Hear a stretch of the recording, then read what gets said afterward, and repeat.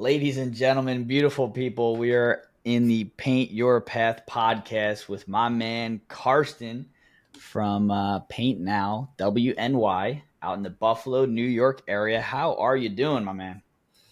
Good, beautiful day. Starting to get cold here. It's November. November's kind of creeping in, so yeah, it's starting to get chilly. Yeah, I haven't wore a hoodie here in Florida in so long. It's so foreign to me now.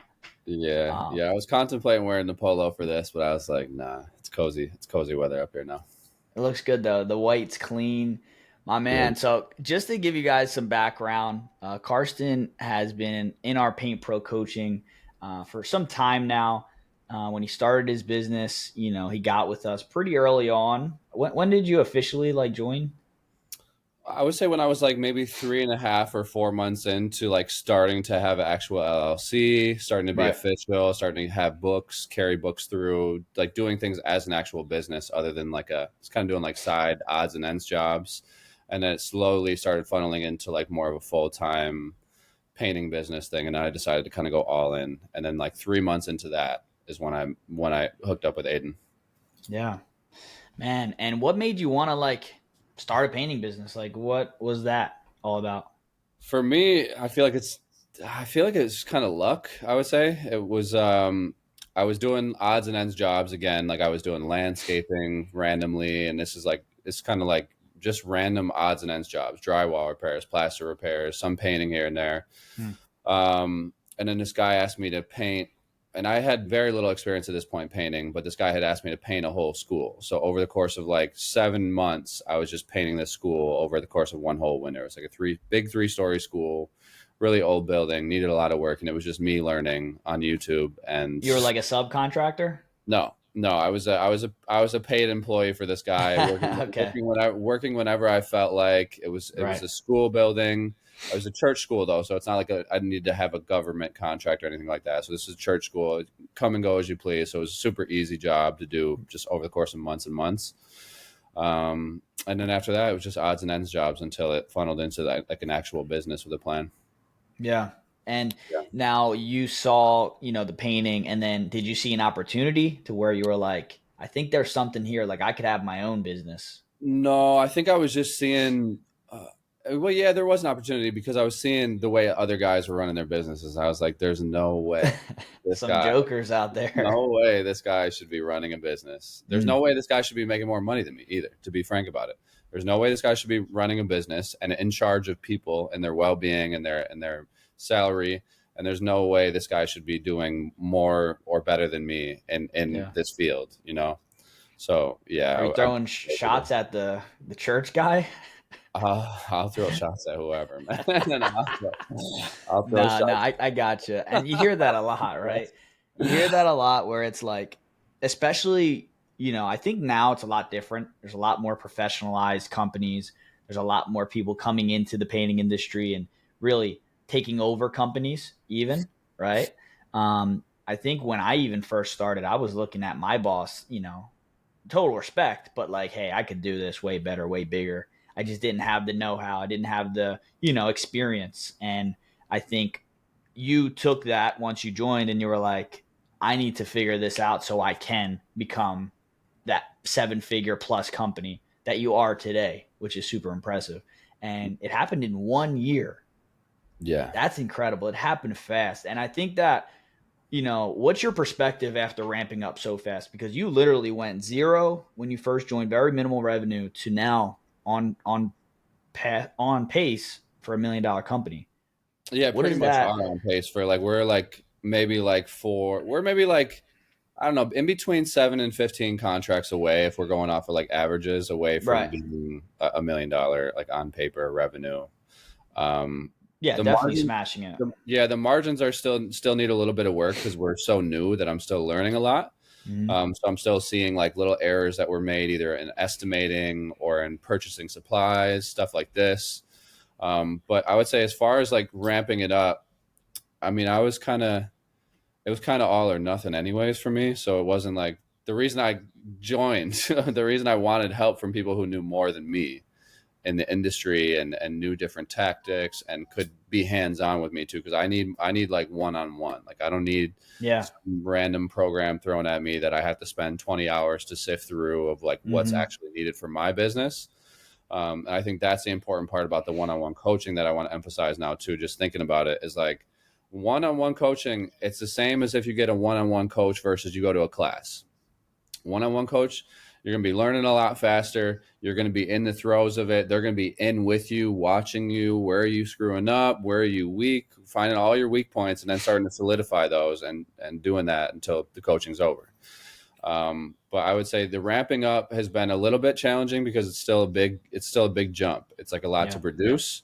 But I feel like right now we're at like a nice, calm, easy threshold. I think I was telling you, like I've worked maybe like 25 to 30 hours a week in Right. the past like 2-3 weeks. And there's been a lot of weeks like that this year specifically too. But there's been some weeks where I kind of have to get thrown back into things where I'm organizing things or I'm making Yeah. another ramp up or I'm doing more marketing. So that requires just more effort, more time, more energy. But yeah, so it's definitely been good. I think overall challenging though. Yeah. I remember when you first joined, you were showing up in your van with your painter clothes on, Yeah. and you were like just getting after it, right? Because you're like, this is what I got to do to grow where I'm at. And I remember like that was a big crux for me to say, like, you need to make a decision. You got to get off the tools because once you do that, everything changes. You Yeah. get to prioritize high level tasks, leadership roles, sales, right? Meeting with vendors and making sure all of those numbers work so it all makes sense. If you didn't make that transition, would this be possible where you're at now? Doing seven figures in a year?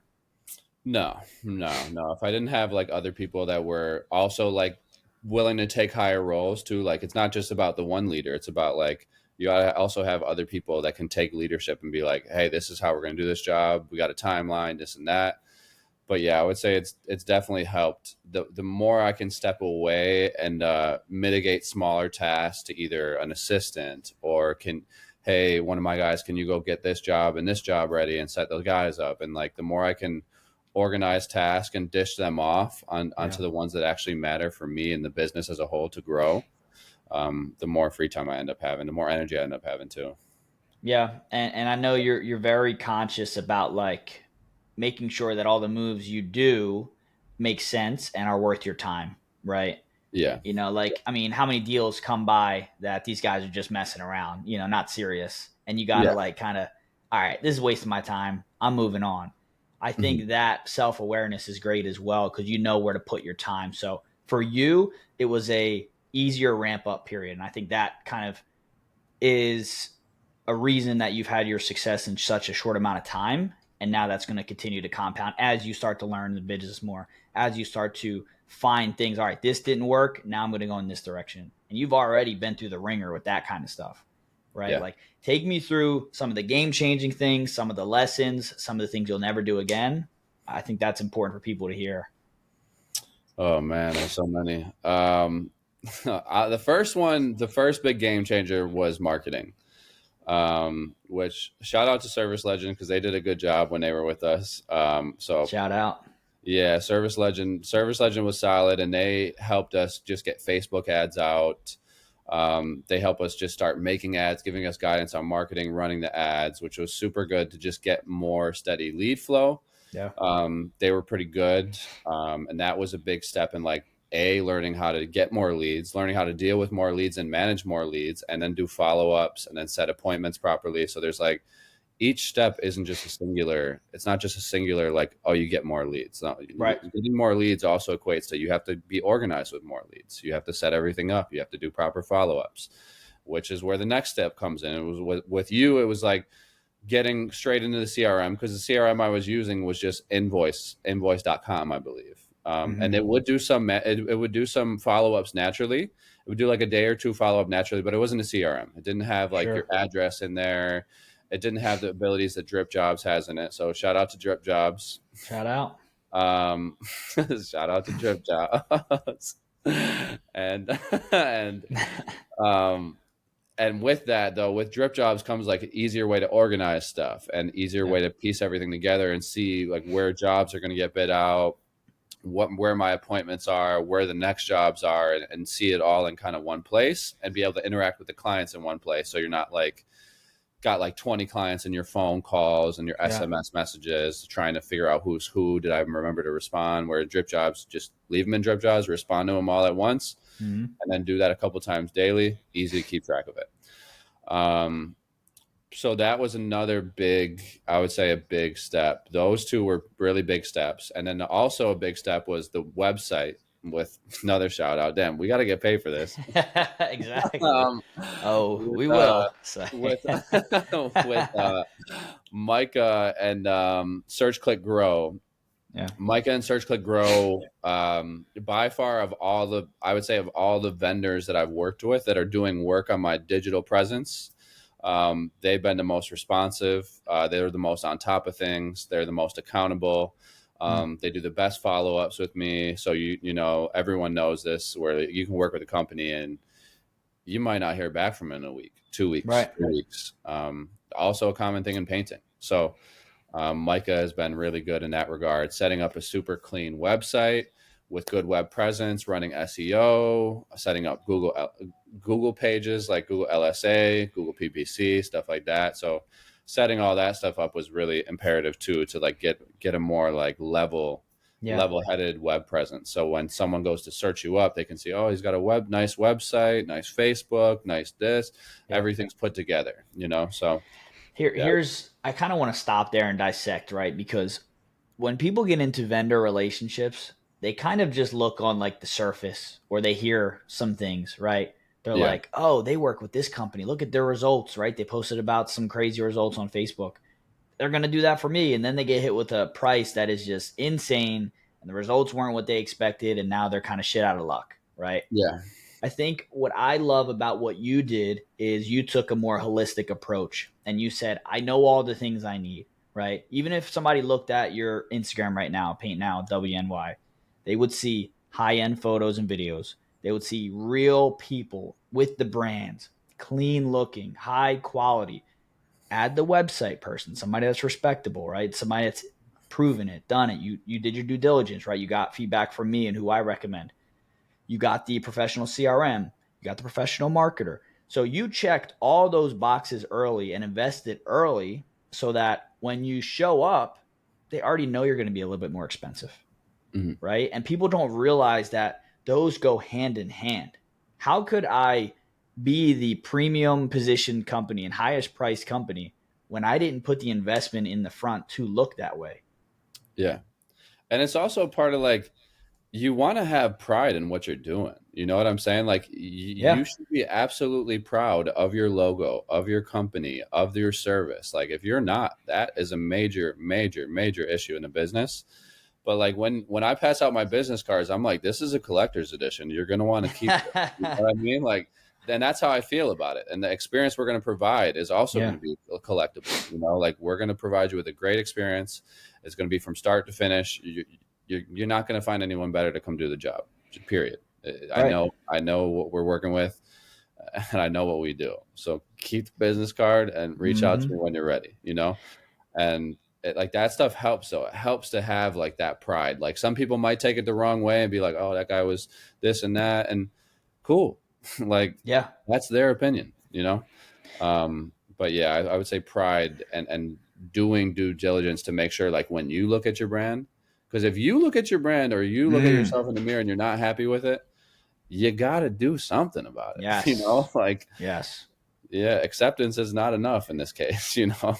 Yeah. And even today, right, went on a job, landed it basically on the spot when I was driving back. And it was like baseboards only on a big new construction. And she goes, it's from Angie, right? So you already know they're getting multiple bids. She goes, I need somebody to do this the right way. I have brand new flooring, like exclamation points. This has to be done perfect. And in my mind, I'm like, that's my customer, right? Because now I know they have a standard that they probably are willing to pay a little bit more for. So I showed up right on time. I had the automations going out, showed up. She saw that I had a process, the magazine, the iPad, the polo. And she just was like, This is my contractor. So we're going through it, and I already knew I had it in the bag just by like all that being aligned. And she even said like, I appreciate the professionalism that you're bringing to the table through everything, right?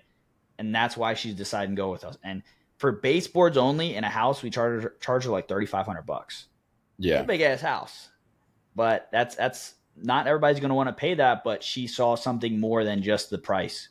She said, "This is going to make my life easier, and I know what I'm getting, and it's going to be a slam dunk Yeah. And that's the kind of because thing we set where, like, everything up on the front end."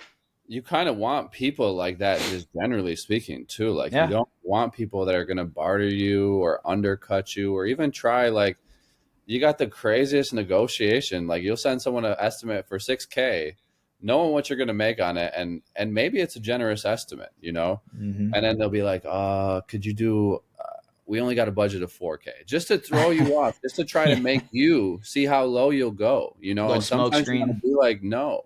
Sometimes you want to Mm-hmm. be like, no, that's our price. If you're not happy with our price, find somebody else, you know? Because Yeah, like that also lets them know, like, I've done that with 2 people in this past week. mm-hmm. The next day they signed. The Yeah, next day after I told them no, it's a hard no. You know, if you want to find somebody else that does what we do, which you won't, it's good luck, you yeah. know? She did ask for a cash discount, and I said, "Sorry, we don't do that." And she respected it. She signed, right? No discount. But it's Yeah. the same thing as like my coaching, right? I can pridefully and like honestly say we are worth every penny, and we make our guys a lot of money. So there is no negotiation. I'm sorry, that's what we're worth, and it keeps going up, right? So you get to be the same way with your painting business, and you are sending the message that you are so confident in the result you are going to leave whoever your client with, that it is worth the extra amount. Yeah. Yeah. So it's just cool, man, that we get to set things up in the most premium way. And now you get to become a staple in your area, right? You're getting commercial jobs now. You're getting reached out to for large projects, right? Commercial, chains that they have to reach out to quality companies. They're not just going to reach out to anybody. And you're Yeah. getting those calls after 1 year in being in business. You know how many people lay at night painting contractors praying that happens? Yeah. And Yeah. you're in No, that position, I man. don't know how many people, but that's what I'm saying. Like, I don't check, like, people will be like, don't you feel so crazy about it and this and that? And I'm like, not really. Like, I'm Mm-hmm. looking like I'm usually looking ahead, and not in like a morbid way, but in like, I don't look behind. I don't look at what things used to be or what I used to be or who I used to be. I'm looking like, what is this gonna Love be? that. You know what I mean? Like, because looking back too much isn't a good thing. You're not gonna be able to move forward if you're always looking back. You know? I agree. I Yeah. agree, So man. Your head's in the right place. And yeah, I think in general, you are somebody that's willing to invest in themselves, not just in my coaching or these vendors, but we've had conversations where you saw something that you were like, this is going to help me, my business, and my life. I'm going to make the investment, right? And you got to respect somebody that's going to move like that, because anybody in your area, they have to deal with you. You're the shark in the water that they're going to be running from or trying to beat. And it's going to be hard to do because you're putting in all the work and doing everything you need to do to position yourself as that top guy. And now you're seeing the fruits of that. yeah, for sure, for sure. Yeah. So what is I know we're getting to kind of the end of the year. You achieved what 0.001% of painting contractors will never achieve, having a seven-figure company in record time. What does 2026 look like? What is the future for Karsten Paint now? Um, I would say 2026 is probably like, I think a strong aim would be around like 2 million by the end of the year.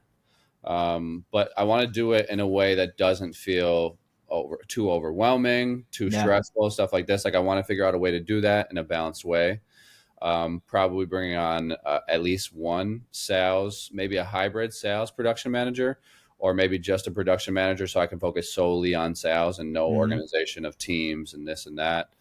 But I would say revenue wise, that's what it looks like. And also getting involved in more, like, I'm drawn naturally to doing custom projects too. And we just got a call and sent out an estimate for like 20, almost 25,000. It was like 22, 3, to do custom lime wash, which we did as a project last year. And Yeah. now it's starting to funnel into, we tried, we threw this out and we learned how to do it. And now we can offer it as a service. And we're one of the Mm. only ones that can do it and know confidently how to use all the products, how to execute on jobs like that, for a Buffalo Bills player, by the way, too. So for someone Sheesh. playing for the Buffalo Bills, I'm sure they know people, and the general contractor that reached out to us for it knows more people. So it's like doing things that I really connect with too. And I also want to get into Venetian plaster. So this is something like on the horizon. I'm kind of also looking to like expand services a little bit in Yeah. that direction.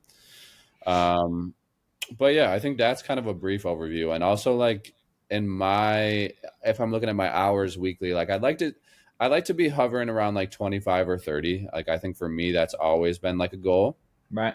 I don't mind working. It's just more so like worked I've worked myself super hard. And I also love doing a lot of other things like music, health, vacation, spirituality, stuff like that. So it's not just I got other parts of life to live and expand into. Yeah, and obviously I know how your business is structured, but maybe you can kind of talk about how your setup is, right? Like you have the admin, you had the production manager for a while. I think that's somebody that you're trying to get back, right? Yeah. Didn't work out for whatever reason.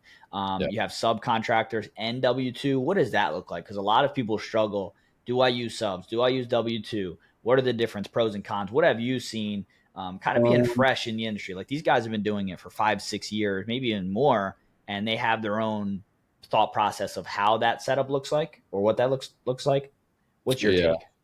So for ours, it's like it's hybridized just because all my guys are so good and I'm so like I put so much faith in them because I've seen their work time and time again, and I've seen their customer service time and time again, and I've got week after week I get phone calls like, I just want to call you, and these guys were so good, and I'm so happy with the job. It's either a phone call or a text, or something to just let me know like they were out of this world. And our Mm, reviews are splendid of that, and our referrals are really good. Like getting referrals off of jobs because you did such a good job is ideal. yeah, Not having to pay for leads is ideal. And you do that by doing good work, I think. But nonetheless, I think with our system, it's kind of hybridized. Obviously, I said we're using DripJobs, so that helps to keep everything organized. But we're using some subs, hmm, and we're using about 6 W-2 employees, so like actual 10. I think it's 1099 employees. 1099 okay. is sub. 1099 is subs. Yeah. So 1099 subs. We're using about 2 subs, and then we're using Hmm. about 6 full-time employees, doing a mixture of interior, exterior work, and some commercial work too. The subs, I would say, I'm very, very reluctant to be like, yeah, they're the best. I'm not. I'm Right. not going to be your guy for that. I'm not. Hmm. They've proven time and time again they're not the best because my guys are the best. Yeah. Look, That's I'm how I'm not here saying. to push any Yeah, yeah. agenda. I just want No, your no, no. I take. don't think you are. I'm just saying, like, I know a lot of guys out there who are using subs, Yeah. and I hear constant complaints about their work. And I've worked with some of these subs that they're using, and I'm like, yeah, I mean, I could have told you that's what was going to happen because I've seen the work. Yeah. But with subs, you got to be really straightforward. Hmm. You got to have your expectations set clearly. You got to check in on their work, and you got to have a very strong backbone when it comes to telling them that their work doesn't look good when it doesn't look good, and when it needs to be touched up, and what the expectations are that they haven't met, and making it clear that can't happen again. Because Yeah. you don't want a job. Look, you can have one job where a sub kind of comes in and like fumbles a little bit, got to do a lot of touch ups, but you don't want 2, 3, 4, 5, six Right. jobs like that. You want one job like that. And if they can't course correct and align with company values of like quality, showing up on time, showing up as a professional and professionally, then find another company. You know what I mean? Yeah. Because I am a firm believer now. Like we're coming to a point where like work is going to be harder to come by. Good people are going to be harder to come by. So I want the best guys. I don't want guys who think there's grass is green over there or over there Yeah. or over there. Like if you're not seeing it here, then find somewhere else. And I have two I'm points on yeah, that. When you first start, right? Because you ramped up pretty fast. When you yeah. first started, what did the transition look like? Because a lot of guys have that struggle of like, all right, well, I know I got to sell and get leads. I don't know if I can bring these guys on full time because it might be kind of rocky at first. How did you promise your guys and let them know, hey, there's going to be work, even if it did get a little rocky? What did that look like? I kind of always had work. Like even when I joined with you, I had like 2 months of work. I still have like two to 3 months of work, and then we're waiting on more work to like get signed and Let's onboarded. touch on that then. How did you get that work in that kind of buffer? But the marketing, like I said, the marketing was a big piece. Estimating properly was also a big piece. There's so many pieces, so it's not just like Yeah. you can go and you can get a bunch of marketing done. But if you don't know how to write up an estimate and do customer communication, and follow-ups are really important too. Like I've gotten so many jobs probably because I was the one that followed up for 3 days in a Love row. that. I was the one who called the next day and be like, hey, what'd you think? Even sometimes, like if I really wanted the job, making the hourly rate a little bit lower in production rates, or making the amount of money I'm essentially making as an owner a little bit lower so we can get a job, but like Mm-hmm. I think showing up to the estimate on time, doing the estimate properly, running through, having a full contract. In our contract, I know we're probably the only company that does this, where you can click our workers' compensation insurance, Mm-hmm. you can click our liability insurance, you can click our Buffalo City licenses, and then there's miscellaneous documents. Like no one's doing that. Yeah. Usually the customer has to reach out and be like, "Hey, can I see your license?" Actually, you can just go check on the proposal because it's right there. It's Mm-hmm. right. You can just click on the customer portal and you can check our license. You can check everything you need. Mm. And I that's love that that. just like gives them like an extra like, damn, this guy like is really on top of his shit. And like they want to know that because there's enough. Like the main thing you hear about contracting in general is all the guys were kind of like, Mm-hmm. like A little stick, a little rough around the edges. rough around the edges is mostly what you hear. Yeah. So yeah, so I would say those 2 points definitely make it easier to get that amount of work too. You know. Yeah. Yeah. Yeah, man. And I think too, you do a great job at finding kind of like maybe openings in the market, right? You do a good amount of Victorian style homes that Mhm. not many contractors can take care of. You already talked about the lime washing, and I know you broken into popcorn removal pretty Yeah. well, right? So a lot of guys think, oh, interior exterior repaints, right? Pretty simple. They try to dumb it down. That's what they do, and then they'll take odds and ends stuff. You kind of leveraged your experience, or maybe took a shot at something, learned through the process, then perfected it, and then use that as like a big crux in your marketing. Hey, if you're in this area and you need popcorn ceiling removal, or if you need Victorian style houses done, right, which is a high ticket job, you are the contractor for that, right? What Yeah. did that look like, and how do you leverage that to kind of grow, and what does that look like? Can you ask more specifically? Because that was kind of like broad. Yeah. So, well, the essential part of that question is you do custom projects, Yeah. right? Custom style, which a lot of guys don't really get into. We've done the same with accent walls, right? So Yeah. I went to this job today and I let her know, if we do a great job on this, we can help you out with your accent walls and stuff like that. Bring your visions to life. And now Mhm. we market that. And that's something that allows us to separate us, right, with our marketing. So I guess I'm saying, how huge has that been for you, and why did you decide to go that angle? The Because you popcorn could have ceiling's kept it been, simple, right? yeah, You could have kept it simple. yeah. The popcorn ceiling is really good. It's good throughout the year, so it's definitely a high revenue generator of popcorn ceiling's a good job.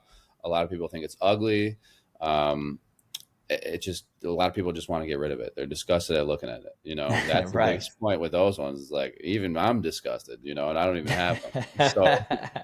So Yeah. at that point, I think it's a good way to leverage. And I also would just hear about these little gaps, like, oh, this guy's doing this for this much, and I'm like, oh, like I wonder what it would take to do that, and I figure out what it takes to do that, and then try it out. We gave it a trial period. We ran some ads for it, and then yeah, we seen how it worked, and it worked out pretty good. And the same thing with the houses. We didn't focus too much on Victorian restoration. We got some naturally because we had like somewhat of a portfolio that we could show people. And one thing I'm working on currently is all of our projects from now on. We're starting to build a binder of all of our projects for before and after pictures when I go to Love estimates. that. Going to estimates. I heard it on another podcast actually, and I was cheating. I was Hey, I no, was on man, it's another good. another podcast, and he was just saying how when he goes to these houses, like he's bringing a binder of all their past projects, Yeah. what their work looks like, and like really good examples of like what professional painting looks like. So that like if I was a customer, I'd want to see that. Like the Yeah. more I see, the more comfortable I get with the idea of doing it. Especially Like with the higher ticket jobs, right? Like we yeah, have a guy in the coaching, Josh, who does huge like log cabin style houses in like yeah, Tennessee or Montana, I'm sorry. And you need to be experienced with that and know what you're doing, because one, chemical thing that you don't understand with the stain and how it penetrates the wood, that could make a lot of headaches, cost you a lot of money. So what he does is he brings an entire board and shows our process and says, here's how we do it, blank, blank, blank. But that is the visual representation that gives them confidence to say, okay, this guy knows what he's doing. So like you said, if you bring that portfolio, hey, this is what we do, this is our process, the before and afters. I mean, there's nobody better. It's game Yeah. changing. Yeah, and I think that like the binder, I think that would sell. That would put you so far ahead of almost everybody because I haven't heard about anyone doing that outside of this one guy doing it Yeah. out in Oregon. You know what I'm saying?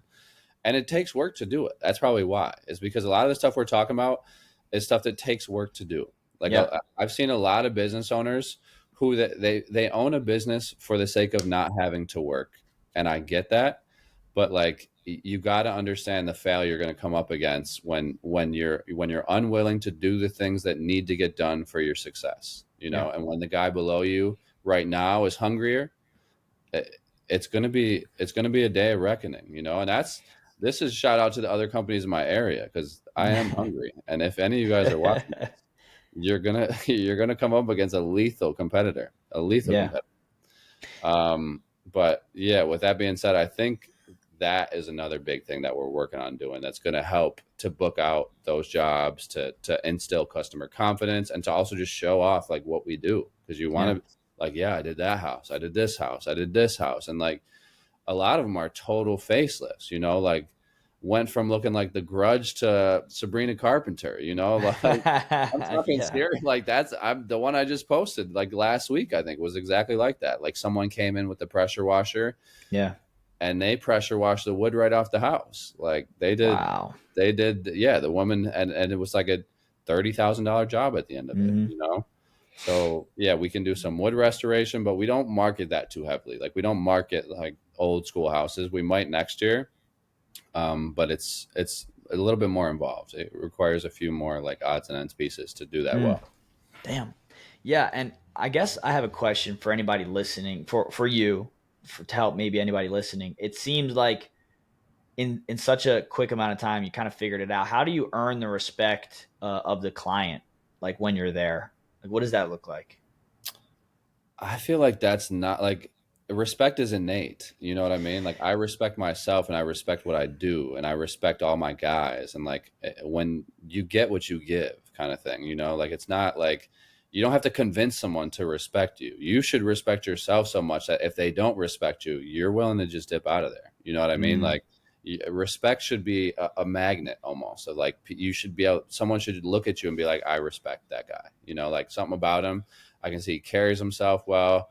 I can see he's been prepared. He followed up in his communication. I didn't know about him at first, but hmm. he's the only guy that followed up. He's the only guy that sent the estimate out either the same day or gave it to me right on the spot. It depends on the project. Usually it's on the spot.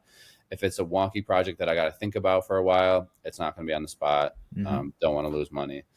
Exactly. Not looking, Yeah, not these looking. are all like reasonable things, right? That a lot of contractors struggle with. And Yeah, they but I feel think like they just have to keep giving discounts and the customer kind of dictates what happens, right? I run into these guys a lot where I talk to them and I see the scarcity mindset. I see the lack. I see the unpreparedness, that they're just being reactive rather than, hey, this is our process, is our system.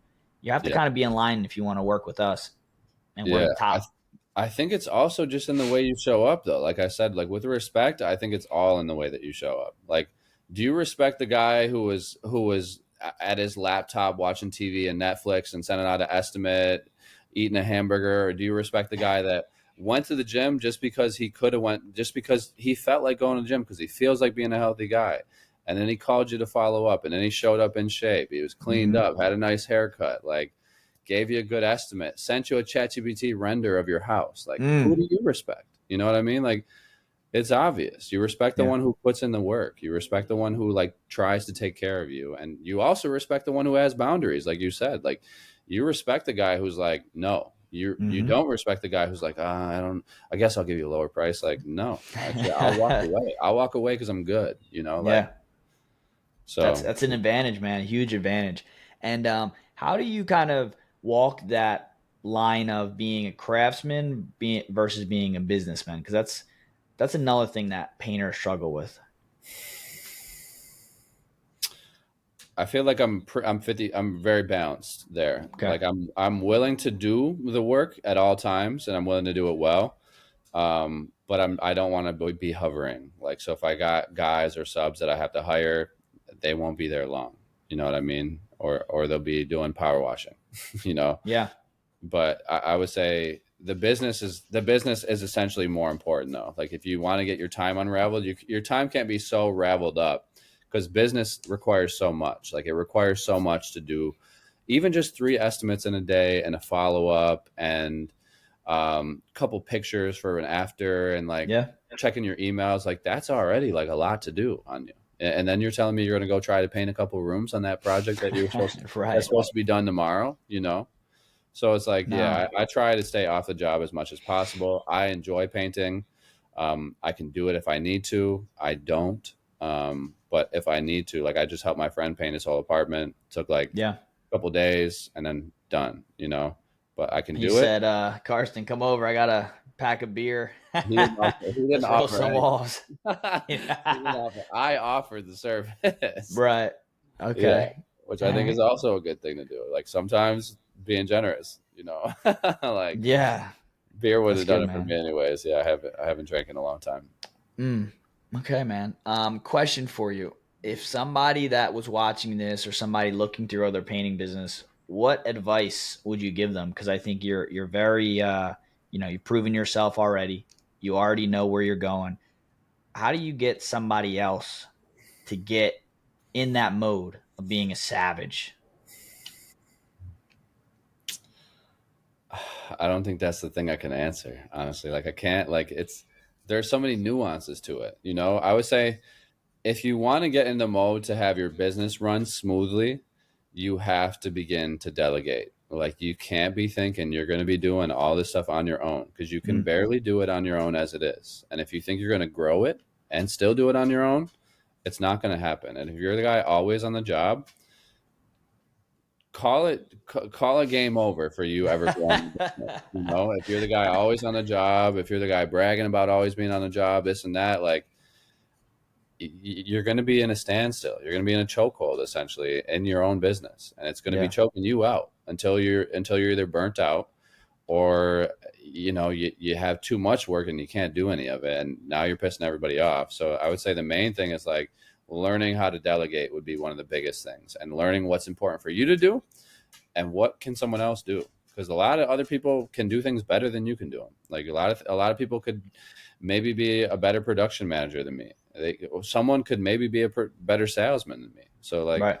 being open to that too, because you hear so many people be like, you can't find anybody. Go to a job board and tell me you can't find anybody.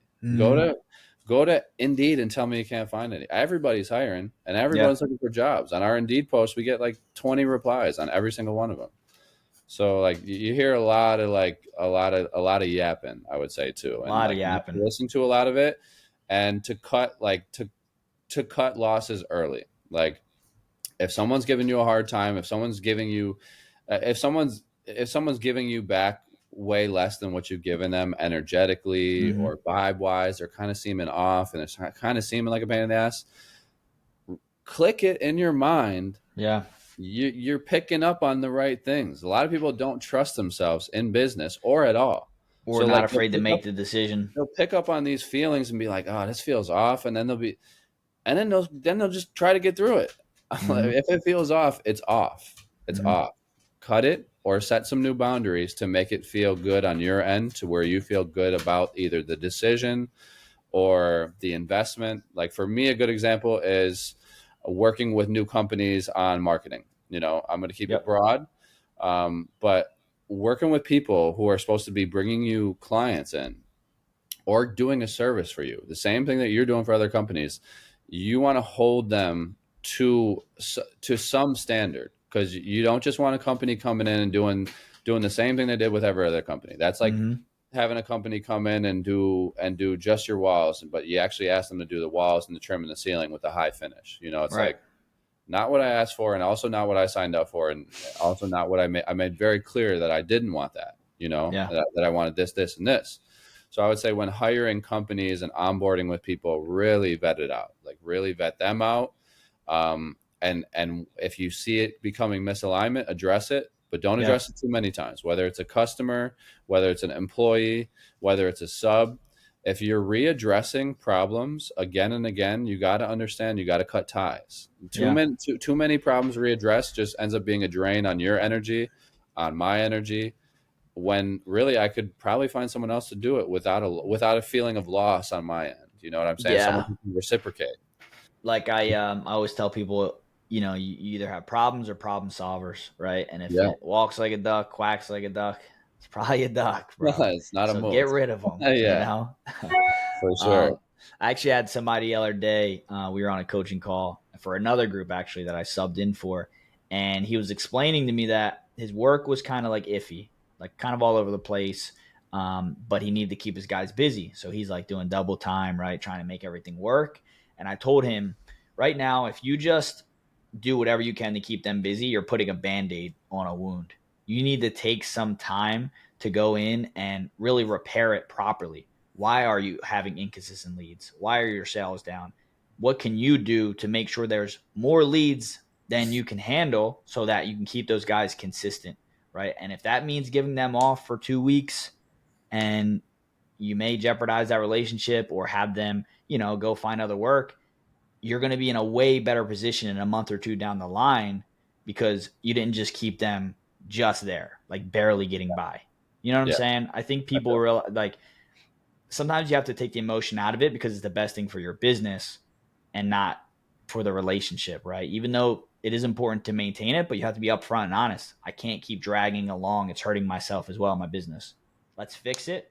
As soon as we get back on track, like you're the first one I call. Yeah, I had to do that with guys this year, maybe like a month and a half, 2 months ago. It was with one crew, and I couldn't tell where the inconsistency was. I couldn't tell, like, were they not working fast enough? Is there something not Mm-hmm. being communicated with me, or is there something I'm not picking up on? So at some point, I had to just be like, you know what, guys, I gotta call it quits here. I gotta lay you guys off for a while because I can't. I don't know what's going on, and I have to figure it out. Yeah. Why the production isn't looking the way it should. If it's my issue, if it's someone else's issue that's working with us, I need to figure it out though. So I Mm-hmm. had to, like, you do have to look at stuff, and like if the numbers aren't lining up, and like you're gonna lose money or not make any money on a job that you got guys on for 5 days, like that's Yeah, big. and then that happens for job after job after job, and it's like, when do you stop and say something needs to get fixed? Immediately. Mm-hmm. Yeah, usually immediately. Once it becomes like a reoccurring theme, once you notice it's a cycle Yeah. where it's happening over and over again, you'll start to pick up on, like, and this will be a good download for a lot of people if people hear it. But like, when you start picking up on these inconsistencies and in your core, and it's like it's feeling off and something's not right here, you got to be able to address it. You got to be Mm-hmm. able to look at it clearly and then see what we have to do to get on pace to actually be a profitable company. Because doing things just like everything's at the last minute, everything's high pressure, everything's like chaos. Like, get Yeah. rid of chaos, get rid of chaotic subs, get rid of chaotic workers, get rid of chaotic things around you, environments, stuff like that. Chaotic Yeah. clients are a thing as well. So Mm-hmm. like, the more order you can have, and I still, like, this was my weakest suit when onboarding with you, and still is my weakest suit despite everything else I've done and the positives. My weakest suit is still organization. My Mm-hmm. weakest suit by far across the board is being organized. It's something I wasn't raised with. I was raised in just clutter and chaos and a lot of kids and like a single parent pretty You're a much. get it done type of guy. Yeah, get it done and deal with the mess a little bit later. But like, that Yeah. doesn't always work. You know what I mean? And Mm-hmm. and it's actually more, it brings more clarity and more convenience to yourself when it's all like, when things are orderly, when things are clean, Yeah, when I things are think that'll neat. come with time, right? Like Yeah. you don't want to over optimize. There's like a famous meme out there where there's a guy with all these, like, he's in a shooting contest. There's a guy with all these like glasses and magnifying Yeah. glasses and stuff and aim stuff. And then there's a guy that just shows up, no glasses, and just points the gun. And he's like more accurate than all of them. And Yeah, it's like sometimes, there was an Olympic guy that did that. yeah, but sometimes you just gotta like get it done, and you don't have to over optimize yourself or your organization, right? Because that can be another thing that it's like you're trying to get it 100% perfect before you execute. it's never going to be perfect, right? Yeah. Even when you get it perfect in your mind, it's never going to be perfect. Like I'm the opposite. I like to be super, super organized, super everything's in order before I get shit done. And I had to get humbled by a lot of people that gave me that advice. And now I'm starting to figure out, all right, let's fucking just go. And then, like you said, we'll clean up the mess a little bit down the road. Little by little, I think Yeah, and too. that's okay. Yeah. That is 100% okay. It's like the difference between, somebody that's a professional craftsman who wants to get every single thing perfect, the technique, the data sheets, all that kind of stuff, or somebody that shows up and has great communication that covers a lot of those weaknesses, gets the review still, gets the check still, but did 80% of the job that the other guy did. You still got the same finish, still got Yeah. the same end product at the end of the day. You achieve the Yeah. same goals, but one guy is just wasting a lot of time on that. Who can scale faster? I would say the 80% guy, 100%. Yeah. Yeah. Cool, man. Well, give me some last thoughts, man. Give me something for the audience.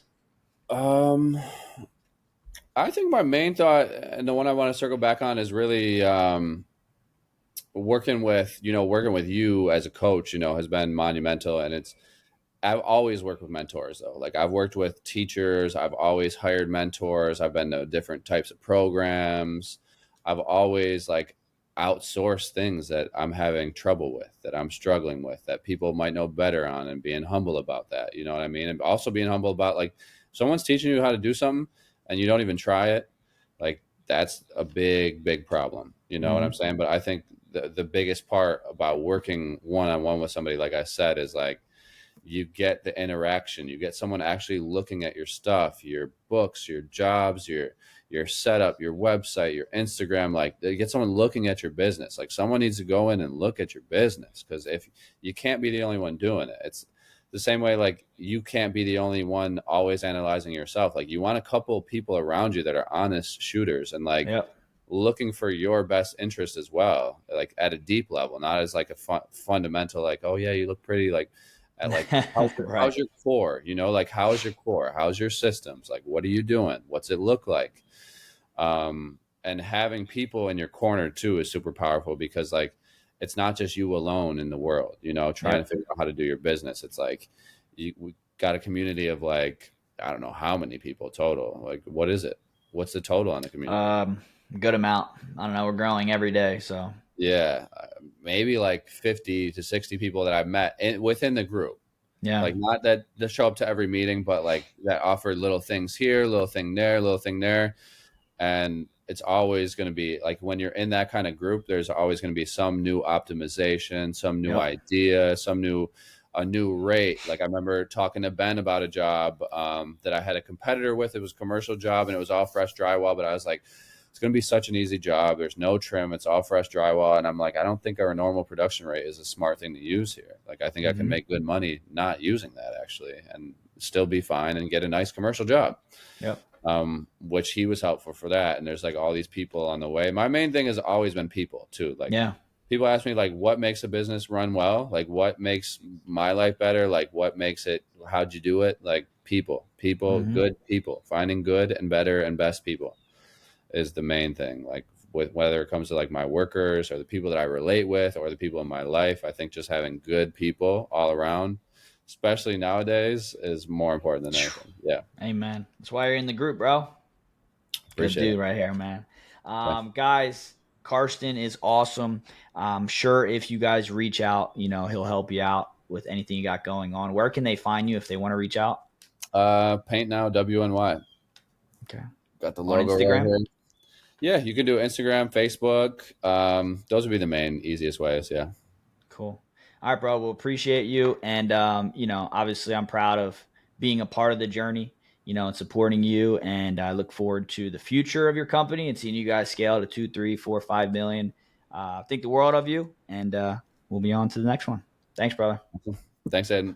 See you, bro.